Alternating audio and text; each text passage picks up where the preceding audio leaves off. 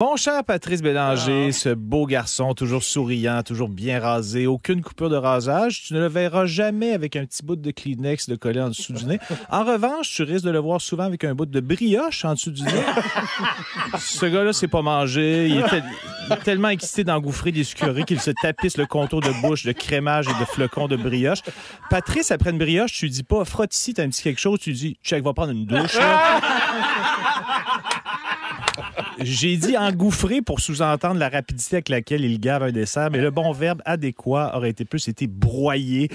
Sa mâchoire les broie en 12 secondes. Patrice, c'est le Joey Chestnut de la viennoiserie. Tu sais, le gars qui bouffait des hot dogs, c'est un peu niche comme référence, mais je suis assez content.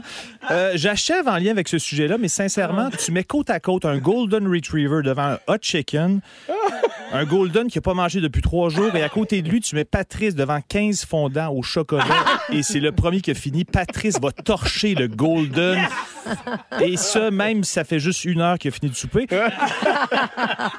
Il est dans sa fenêtre de jeûne. Exact. Je le sais, aux Philippines, pour Survivor, on allait souper au traiteur sur le site de la production. Comme dessert, Patrice prenait 3-4 barres Nanaimo.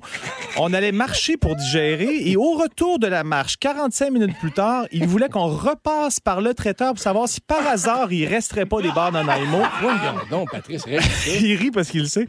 Mais tu sais, Patrice est bien éduqué. Mettons qu'on était 5-6 puis il restait des barres Nanaimo. Il en offrait aux autres. Est-ce qu'il y en a d'autres qui en veulent? Mais tu sentais son regard de chaque personne qui répond oui. C'est comme si vous me voliez une partie de mon âme.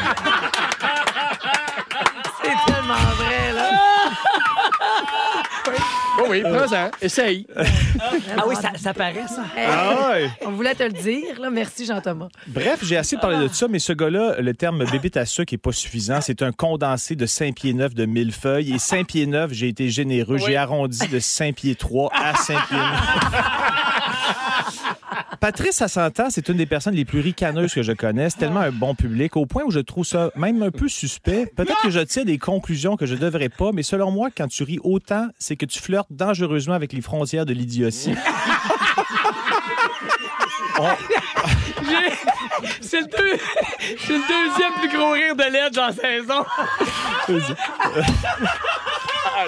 C'est Target, ça. On sent un Moi, la vérité, ça me fait rire. On sent un tantinet, le ha-ha-ha, je ris pour pas prendre de chance, mais j'ai rien compris. Mais c'est clairement un bon vivant, Patrice. Un gars d'équipe, du dynamisme en revendre. Je dis revendre, mais je devrais pas, parce que la forme de dynamisme que Patrice a, je pense qu'il n'y a pas grand monde qui voudrait acheter ça. Oui, ça met de l'ambiance, mais il y a toujours un côté toi qui se dit, il serait pas dû pour une sieste, lui? Mais malheureusement, Patrice dort très peu. Après une nuit de 3 heures, il se réveille. Tu le vois arriver tout pimpant, frais comme s'il avait hiberné 6 mois. Il rentre dans une pièce avec l'attitude du lapin énergiseur, c'est-à-dire que s'il était une peluche, tu aurais le goût de le kicker dans les flancs pour le faire revoler très loin. Je suis un pacifique. Le ton est parfait, hein, parce que tu vois qu'il accumule. Je suis un pacifique dans la vie. Je voudrais jamais que ça lui fasse mal, mais juste avoir de temps en temps un break de sa voix, c'est un répit salutaire. Parce que, comme disait ma mère à propos des verbomoteurs, que sa bouche ne doit pas sentir le renfermer, lui.